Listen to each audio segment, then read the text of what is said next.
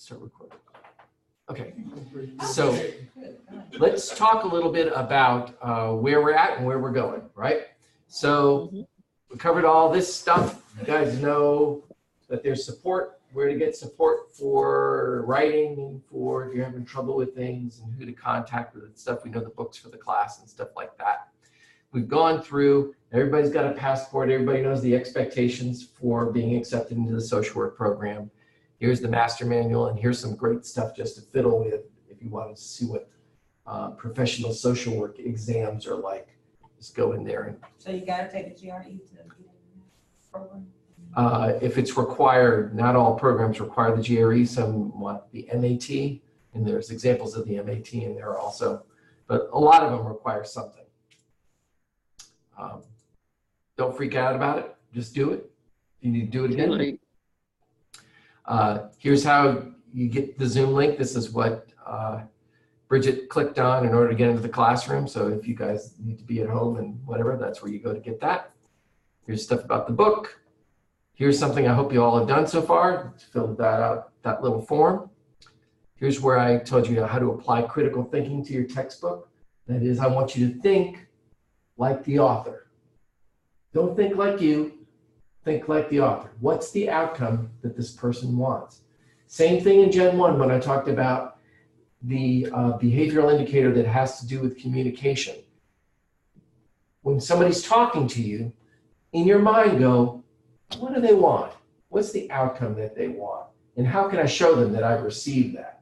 Because sometimes you think there's one outcome, they might want another, and you can cut the whole thing conversation short just by saying, are you talking about you want me to do this? And you say, no, I want you to do that. Oh, okay. The best way we can be communicators with other people is to think, what is the way that I can tell you what I want you to know that'll get me the outcome that I want? So I want to use your language, your worldview, your way of seeing the world. And this is not only in social work, but this is if you're in the supermarket or if you're talking with a friend. Get into their world if you want them to understand what you're saying.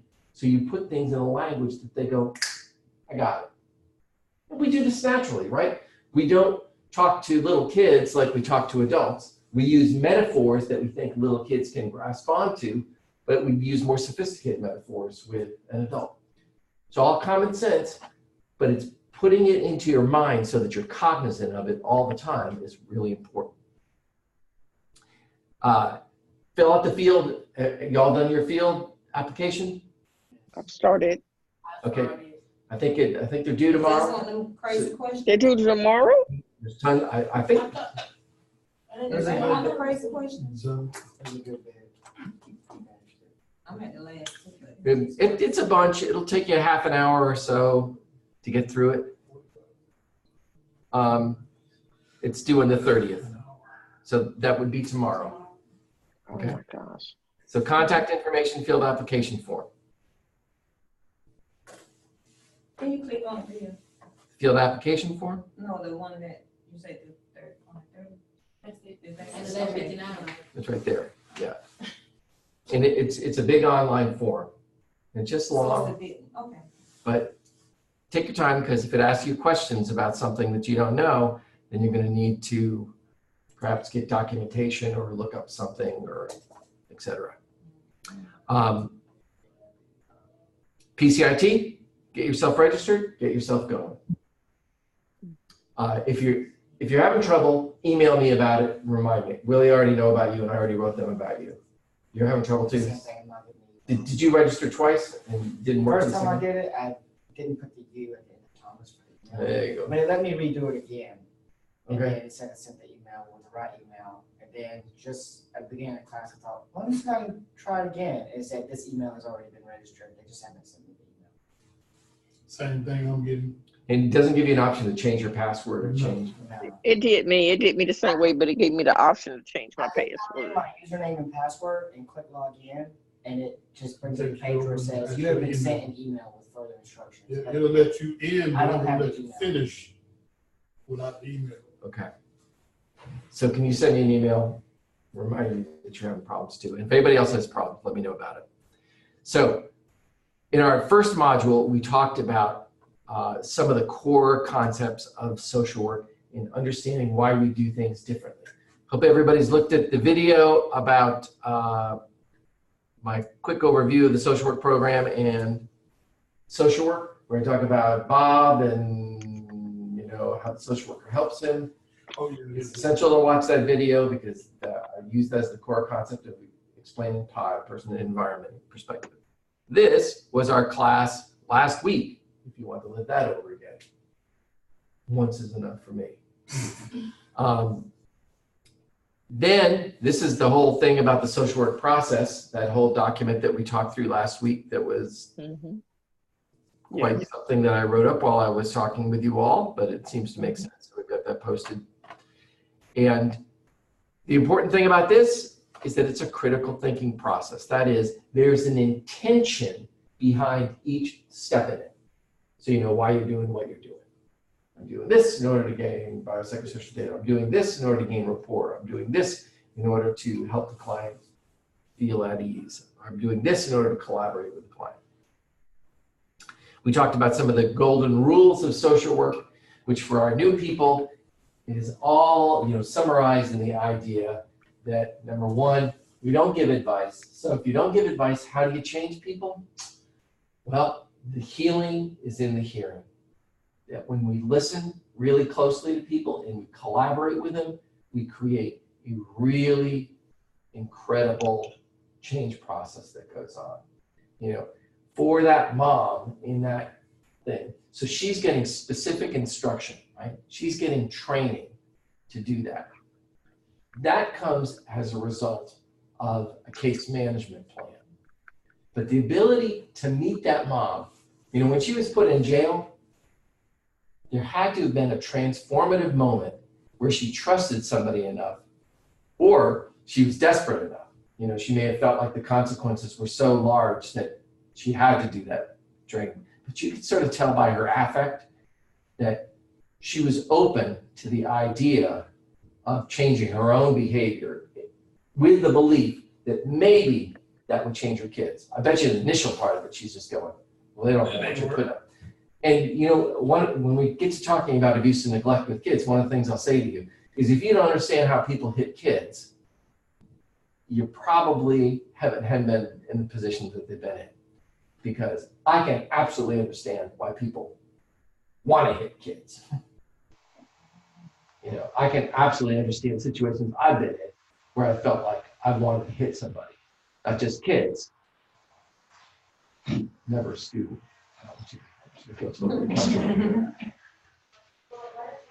Bridge is not here yet, so it's fine. But while we can empathize with how they feel, it doesn't mean we have to support what they do. So, and I would never tell somebody, oh, I know exactly how you feel with that kind of frustration. But I've known that for myself, so I know that feeling is possible, where you just go, this seems like the only thing to do. The only way to create change. You got a kid who's having a tantrum. There's literally nothing you can do. So you suddenly feel like maybe I can quiet them by hitting them. Well, that only makes it worse. Maybe you feel a little bit better. Or if people around you looking at you and you feel like, well, what are the expectations of the situation?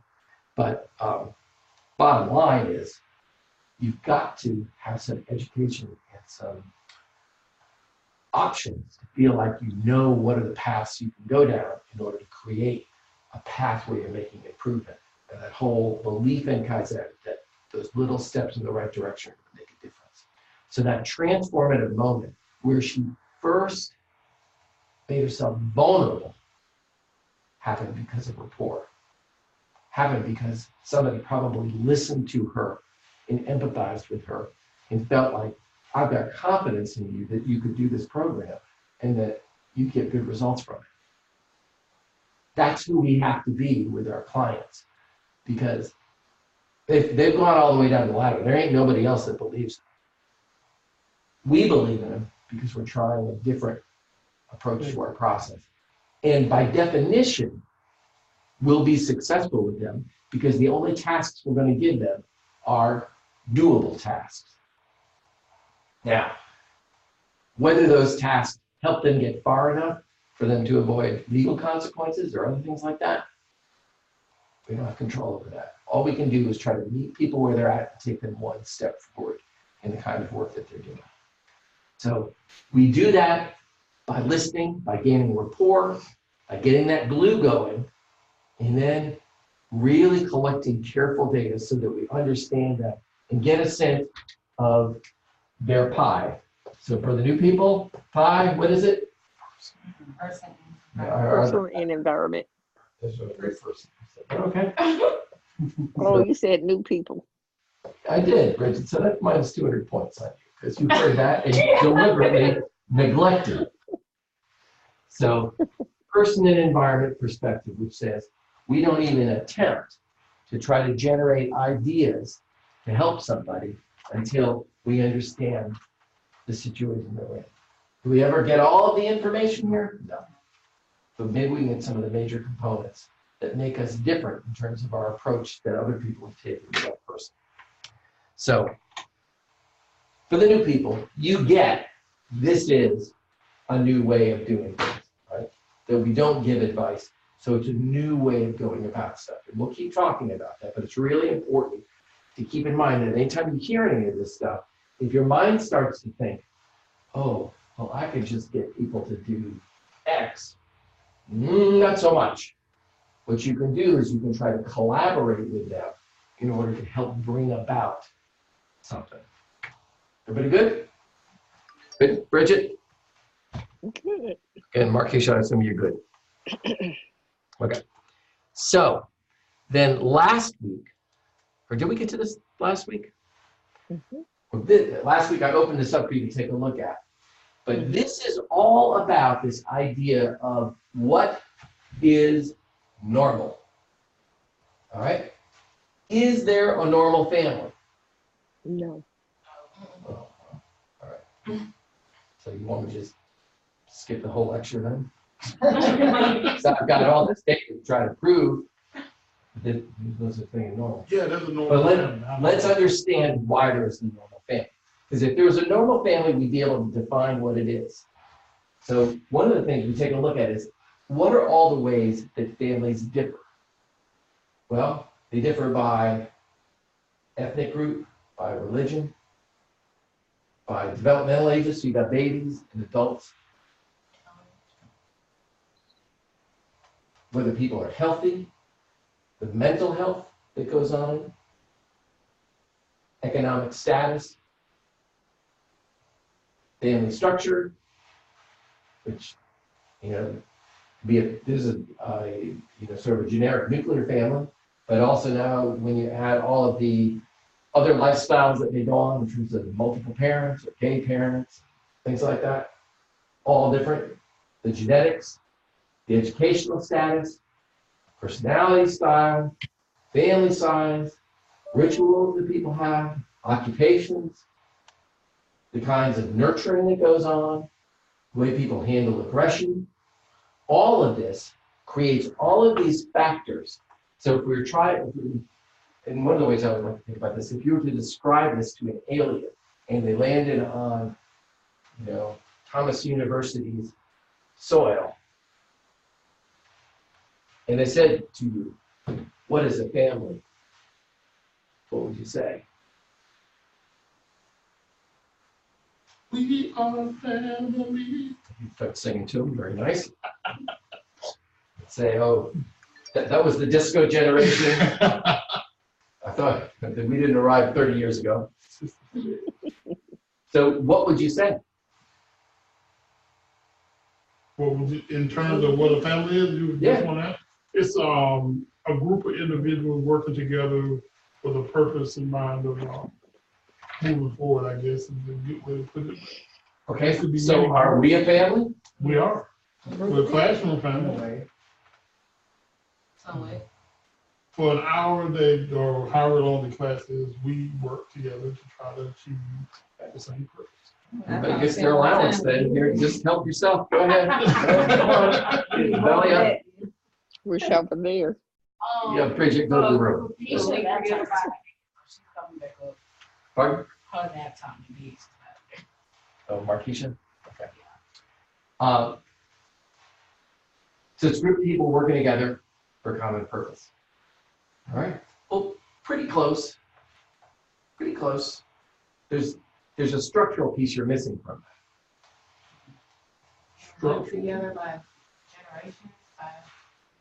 All right, well, now you're saying blood. So does people have to be blood to be family? No. Yeah. Okay.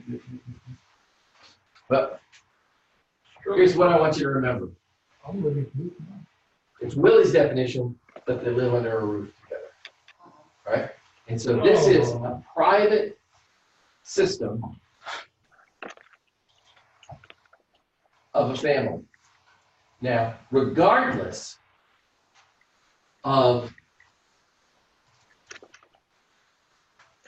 who is in the family, that is, whether it's blood or people, friends, multiple generations or whatever, the key word here is not family, it's system.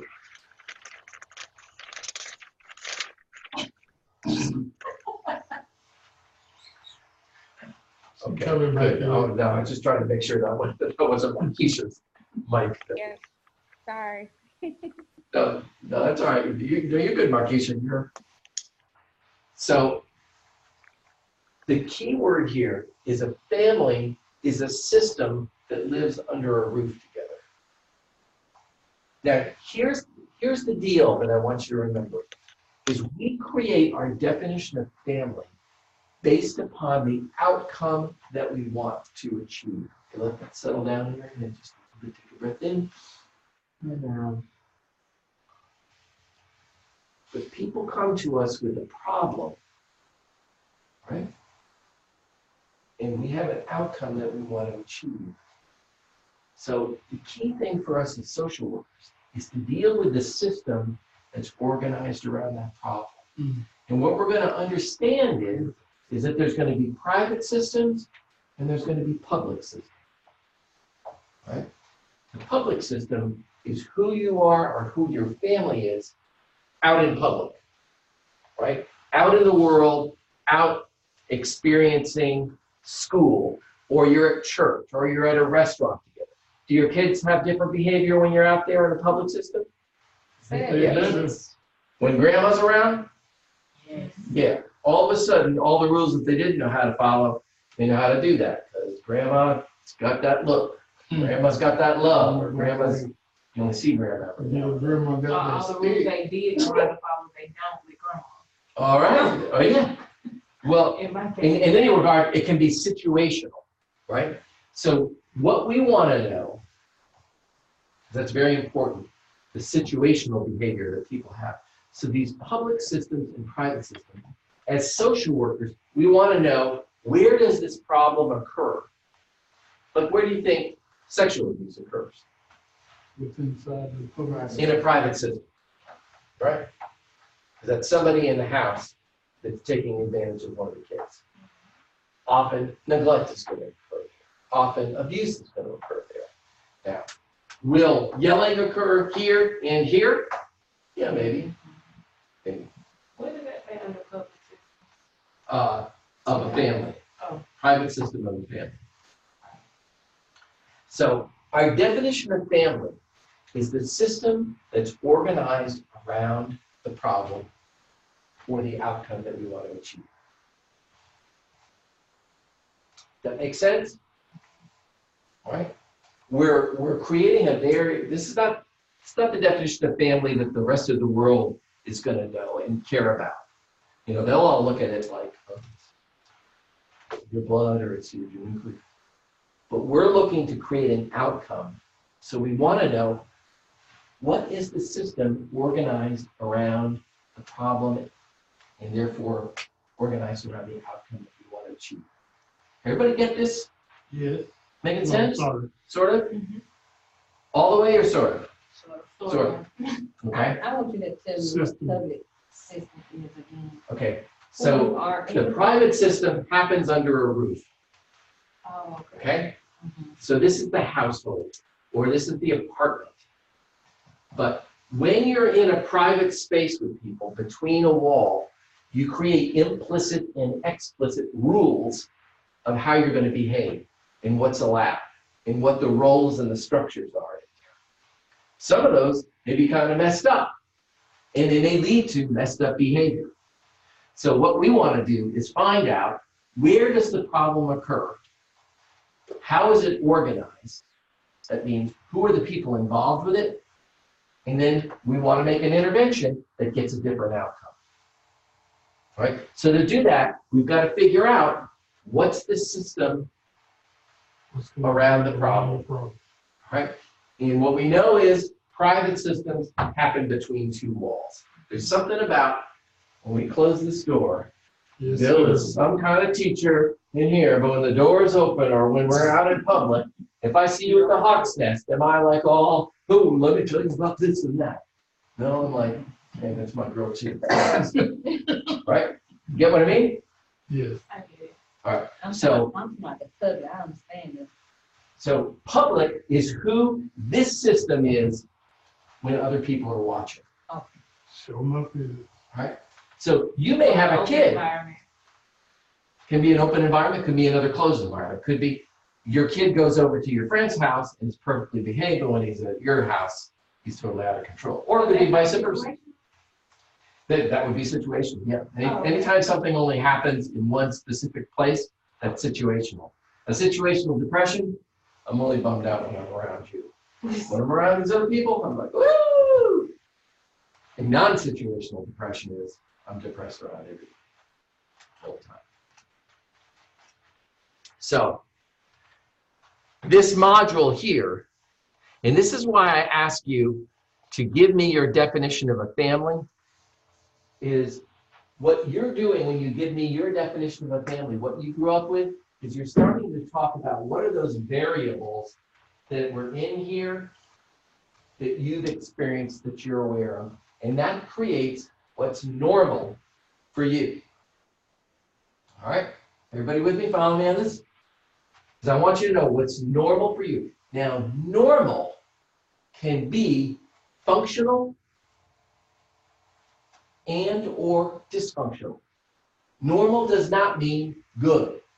Normal just means it is what it is. Everybody with me? This is important to know, because the next module I'm going to talk about is systems theory. And we're going to talk about why normal is so hard to change.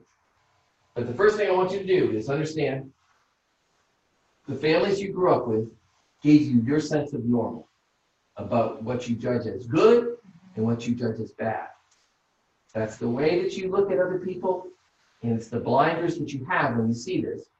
So just as in practice one, I asked you to be awake, which means that you're aware, that you have assumptions that you make about people, and that you try to be aware that as you judge things, you reflect on that and say, put that aside and deal with it later. I want to know what's real for my client. We want to get objective data. What's the difference between objective and subjective data?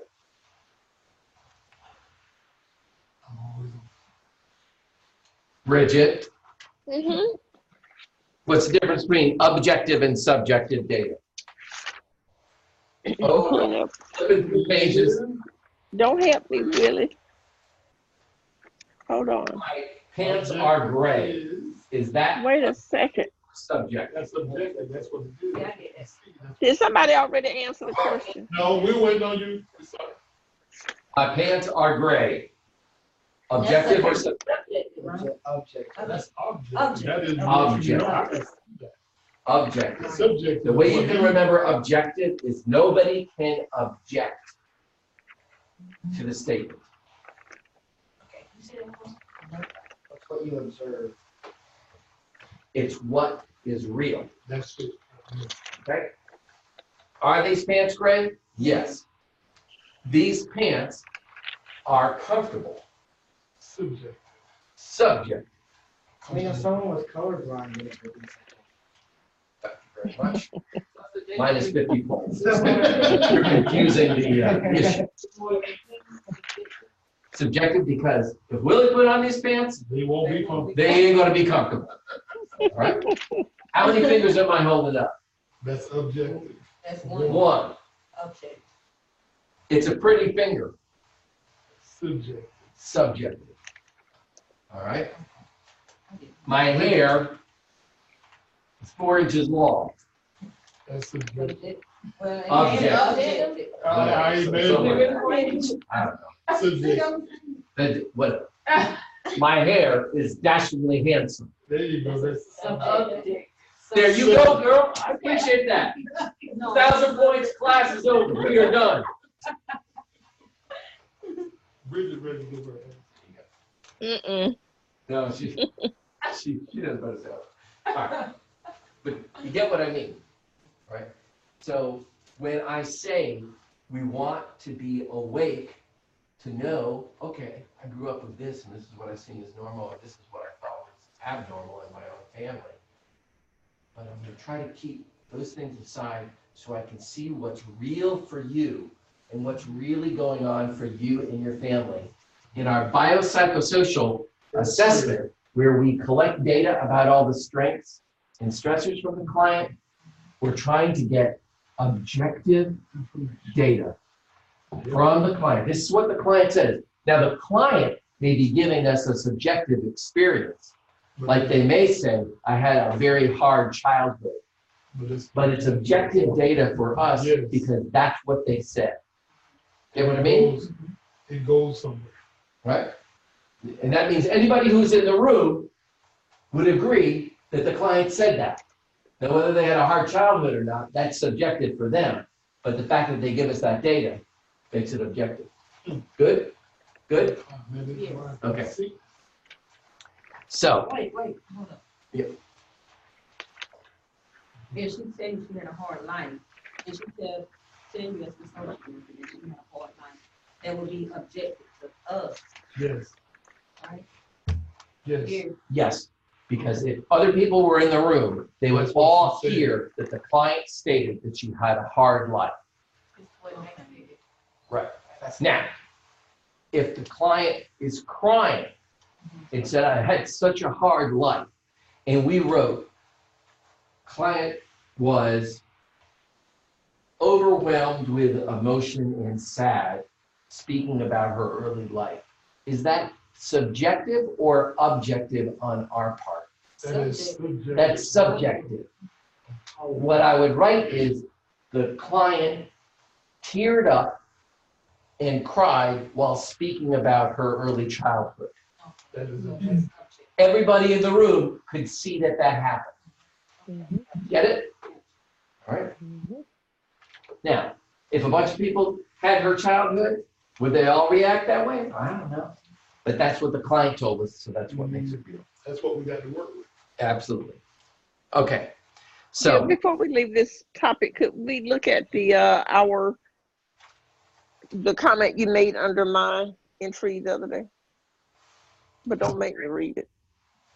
the what? On the family definition, Yes. So the you made it. Are you able to open those up? The one that I think you put a comment under mine. this one? Family? Yes, that's the one. Family definition. Yeah, that's a discussion board. Mhm. Right. So the comment that you made under my entry, trying to pull it up. Are you able to see it there? Oh yeah. You know, Could you just go over your comment? So as you read your definition and well, this is not my comment to you, this is my comment to everybody. yes. Okay, that's what I was trying This to is not make a sure. reply to you. But I said, so as you see your definition, ponder by the lens by which you look at your family, what are the characteristics that you're most drawn to? If you grew up in a family that yells and you walk into a family that yells, you go, oh, here's another family that yells. I walk into a family that yells, nobody yelled in my household. What we did is we took our little pity potty to our room and we just sat on our feelings, you know? Cost benefit goes with everything. But that's why when Bridget gets mad at me, it's like, whoa. The whole point of this is for us to be aware of what baggage we bring with our family. And it's not like baggage bad, it's just it is, it's our That's history, who we are. all right? So what we want to do when we're with other families or with clients, if we were in practice one, just be totally with them and totally focus in on what are they doing, what's the data we're getting from them, and how we can help them, rather than in our own mind going Make it over our better. own business. Because we can take that stuff back to our supervisors and, you know what, I was with this Let's put it family, right on the client. that made me thinking of a situation I had with my family when I was a kid. And you can work that out with your supervisor, but we don't work it out with our clients. All right. So, you good, Bridget, for me to move on? Thank you. Okay. So, this next piece that I want to move on to, I'm so excited about because it's just exciting stuff to learn, which is systems theory. All right. So systems theory, number one, it's what we call a universal theory. That means it's true in social work, it's true in science, it's true in medicine, it's true in all of these things, all of these different practices throughout the sciences, that there's an idea about systems.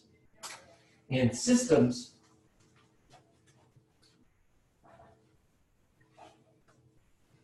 are based upon one important concept, Functionality. that we have this thing called homeostasis. Homeo meaning same, stasis meaning state, and it generally says that when you have a system,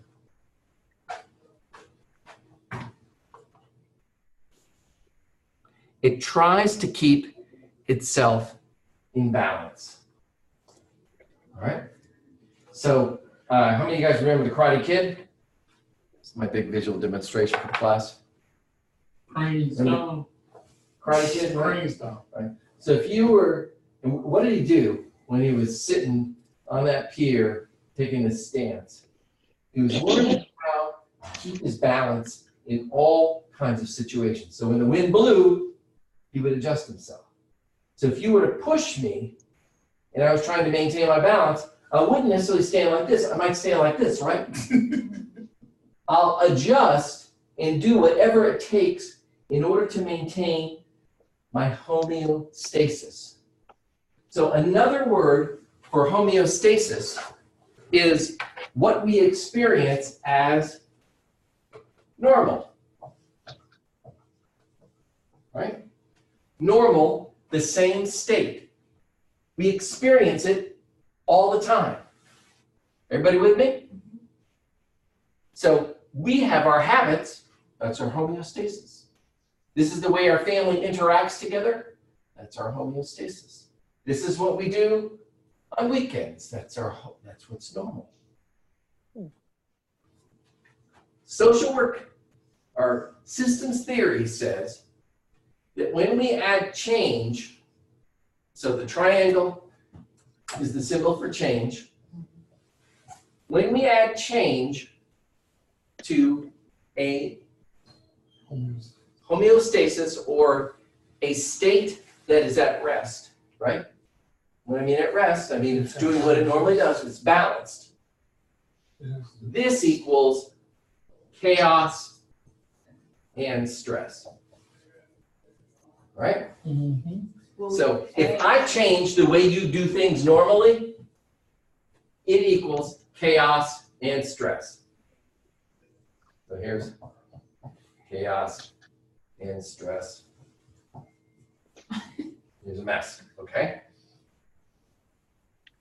So when you guys came to class for the first time, and I say, if you're just starting the social work journey with us, if you're feeling a little nauseous right now, guess what?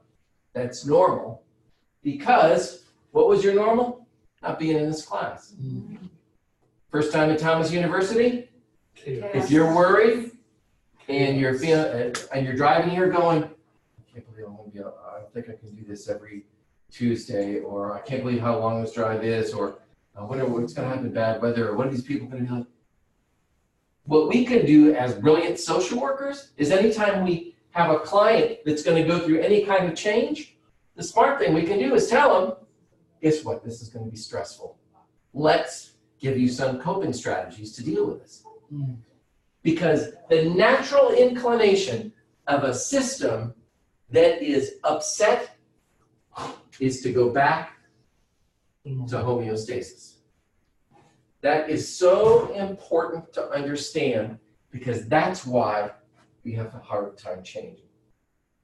When we try to lose weight, quit smoking, change our habits, when we try to do something new that's even the smallest little bit, we go into it with the best intentions, we experience the stress, we get ourselves caught into old thought patterns that make us think, oh, I'm not sure I can do this. And we go back to our old homeostasis. So, what does this mean for us?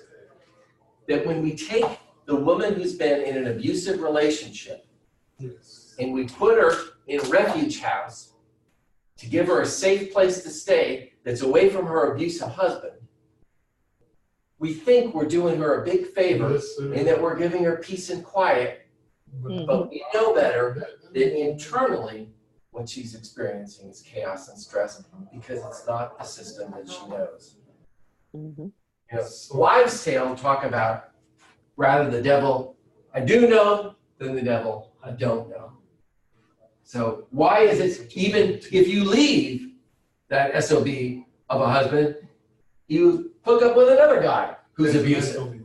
Why for those characters? Because that's your viewpoint, that's what you know, and you think, well, I know these kind of guys. Yep. This one's not going to be like that. Mhm. And guess what? It's like- Maybe not so much. Or it could be worse. Could be worse because it might be exciting and you think, well, I can handle this one. So here's the system that happens. Normal goes through change, causes chaos and stress. We return to our old homeostasis. Everybody get this? Yes, sir. This is the core basis of whatever good. You take a calm body of water, you slap it, creates waves, and then it calms down and goes back to its low self. When you look at this theory in environmental theory, one of the things it says is like that the amount of energy in the universe stays constant. The amount of energy in the world stays constant. The amount of water in the world stays constant. Sometimes it's in the ocean, sometimes it's in just the atmosphere, but it doesn't change. It's constant, but it shifts in order to maintain this homeostasis. The fact that Chicago's going to be 25 below tonight, you think the world cares about that? No, the world's going, well, I'm just adjusting, keeping my homeostasis. Now that you haven't given me as much oxygen and ozone to deal with, here's how I compensate. But it's maintaining its homeostasis of what the world wants to do. So can anybody see what's concerning about this? That it's hard for us to change. And Right. we have to break that cycle by slowly adding change so that it can become a homeless. So yes, what we really want is a new homeostasis. That is, how do we get to a new normal or a new, chaos and stress. yep, because we know we have to go through that in order to get here. There's no way of avoiding that. Now we can Kaizen our way through it to try to minimize some of that stress. So we go slowly in the same direction, but we cannot avoid the fact that change for us creates stress. Take it as chaos. 5:30. Teach them. Yeah, but if you took tests all the time, you might get used to it. You know, it's because It's the difference when you gotta it's get. like, it's not exactly the same right theory that we want to look at. I know. But everybody on the same page with me? And we're all moving through the systems theory. Good? Because what I want you to do is think about your own lives, the habits that you're in with somebody, with your family, with what your normal is. the things that you try to change that are so hard to change, getting your kids to clean up their room, trying to get people to clean up the kitchen, trying to just get quiet time, trying whatever. You've got your own tolerance of what's normal for you. Now, here's something that's really important, and I just said this a minute ago. Normal is Not functional and dysfunctional, So functional and. right? It just is what it is. It's where your balance is. It's just what is normal for you. So homeostasis isn't good or bad, it just is what it is. Now, the consequences of it may end up being good or bad. The outcome of it may be good or bad. But as a social worker, one of the best things that we can experience is the homeostasis of a client or a family having their problem. Because then we get to understand all of the elements that are involved with it. Now, certainly we don't want to see a kid put at risk or anything like that, but if we can start to understand the elements that are all involved in that private system, remember? So now I'm talking about, that people that are under one roof, apply this systems thing. We have a private system that's getting an outcome that has to change. So one of the things we want to do is understand the private system so that we can understand what's everybody get out of it. Because everybody in there has strengths and has stressors, including kids, right?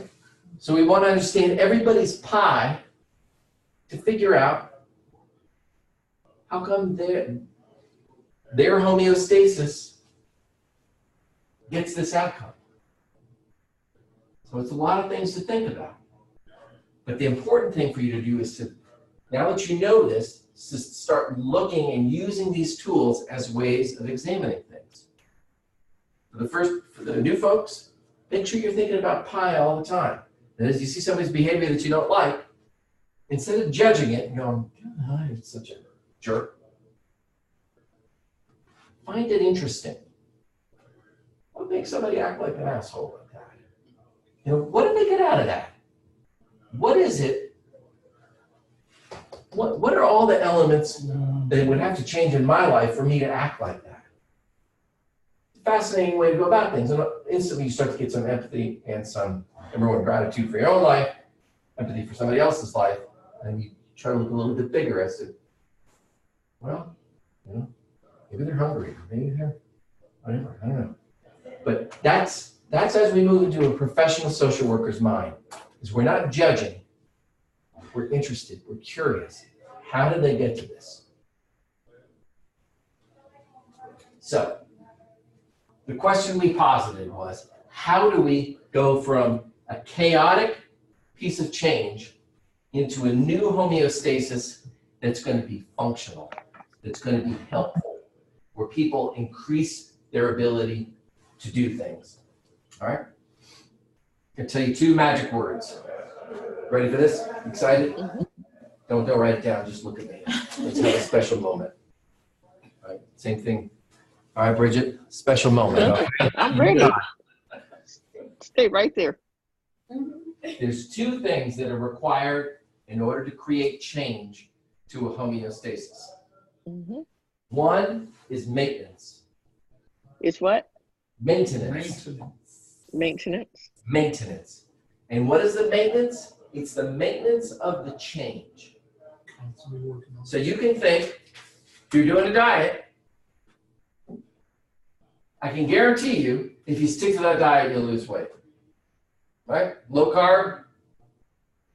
You do low carb all the time, I'm guaranteeing you, you're going to lose weight. What's the problem with doing low carb? Getting boring. So good. You're just about ready to eat at a table. You get that desire for, some bread, some rice, some something, some pasta. Anything that It's just has like, problems. oh. Because when that's the one thing you're avoiding, that's the one thing you want. Amen. But what could make you stick with that low carb?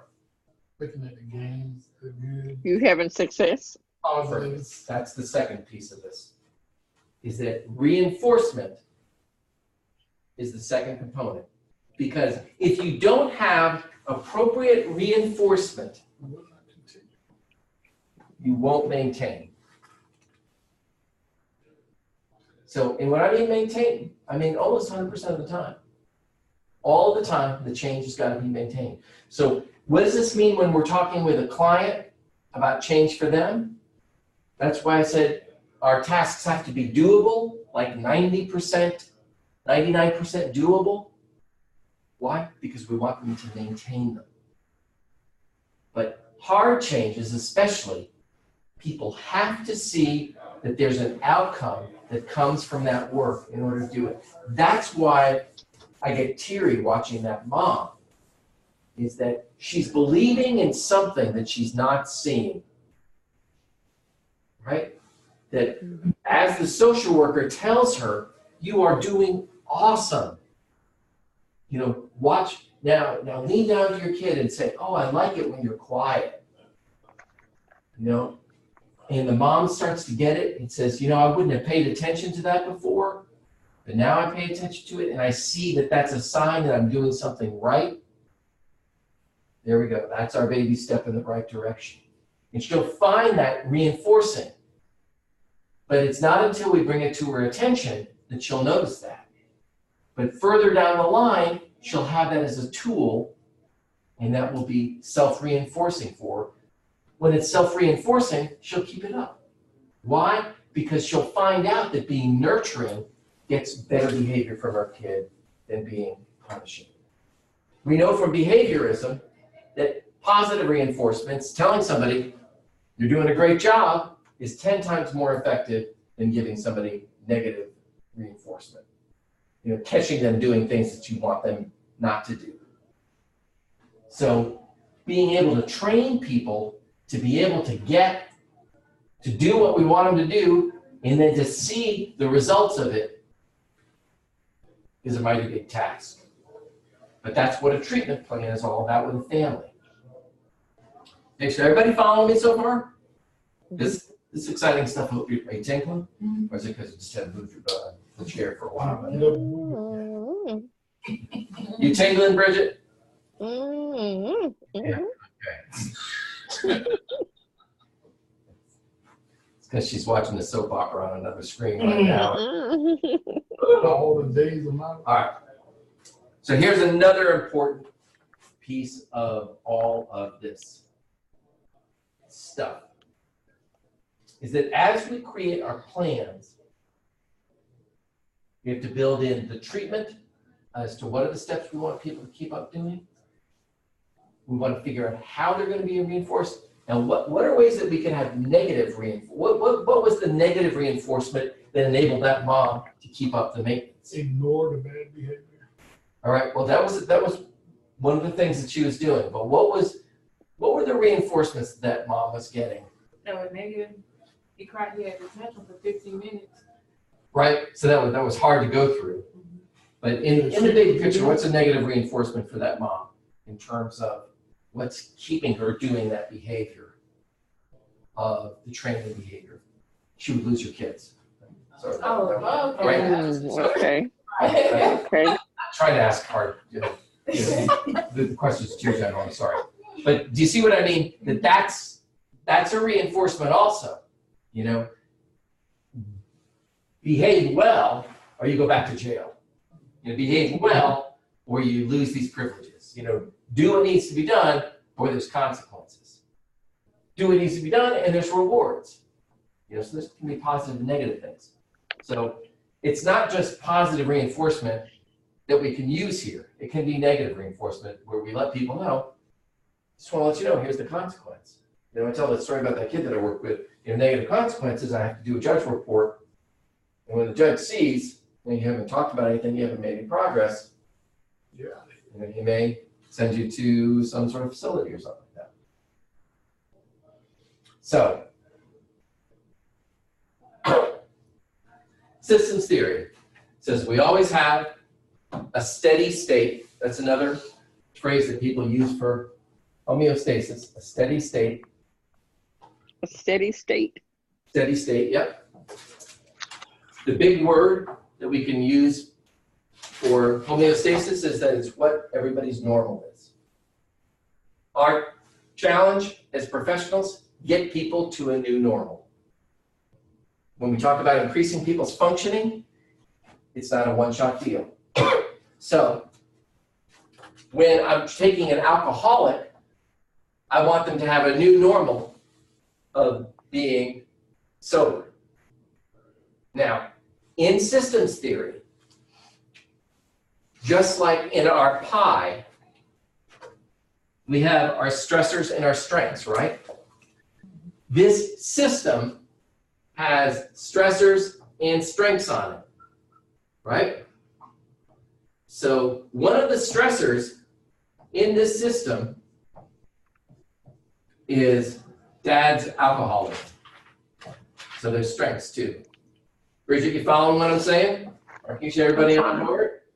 So now we're sort of talking about the five, and now I'm talking about it in terms of the homeostasis, that a system has stressors and strengths on it.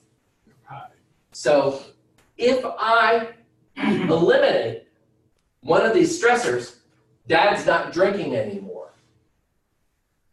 We think, oh my gosh, that's a huge deal, and everything should be okay right now. Except if we're systems theory people, what we look at is the only thing that's changed here is one of these arrows. So what should we assume? Something else is coming. Gonna return. That when dad comes out of rehab and goes back home, He's going back to him. it's going to be very stressful, not only for him to be sober in this family, but for the family to have a sober dad in it. You only think, oh, that should be good. The system will make him want to drink again. Why? Because all of these stressors Are still there. are still there. So now you think, wow, families with substance abuse issues are screwed. Well, no, that could be any kind of issue. What we have to think to ourselves is, how do we affect the stressors and the strengths of the system so that it makes it easier for them to adapt to a new homeostasis rather than go back to the old one. Everybody follow me on this track? And what that tells me is that it can't be dad just change. The whole. Everybody in the family has to change. Everybody has to adapt and go through some stress of change of their own behavior in order to facilitate the new dad in the system. If you're all new and you're all going through that stress and adaptation together, and you're in it as a family, you feel the reinforcement. However, if dad comes back, or let's use another metaphor. Let's say you're the 14-year-old, you're not doing well in school. School says you got to have 2 hours of quiet time when you're at home in order to get your studying done. Mom being really loud, making sure the kids don't make any noise. You guys got to be quiet. She's got to be able to do her studying. Dad's like, hey, I got to watch my Wheel of Fortune. What the hell? I'm not turning the TV down. Blah, blah, blah, blah. So her problem is causing everybody to change, right? So what's the natural inclination of the rest of the system? Blame her for all the problems that everybody's going on. What's that make her do? Even back to the More same poorly way. in school. Starts drinking with dad. Yes. So what we have to do is get everybody On board. feeling positively reinforced. And I go to the adults in it and say, Mom and Dad, I want you to get these kids on board and let them know how important they are to supporting one another. And, they're being quiet for you, but I also want you to feel like this is not just about studying, but this is about you enjoying school more and and we try to get everybody involved in feeling like the whole family is moving together as a unit to become more functional together. And that makes a lot of sense. Everybody get it? I ran a little over. Imagine that. Is this a good place to end? No. that blow your mind? 550. Oh, you know your clock. Bridget, minus 500 points. You're doing so well. You had to remind me of that. Okay. Stop recording. All right.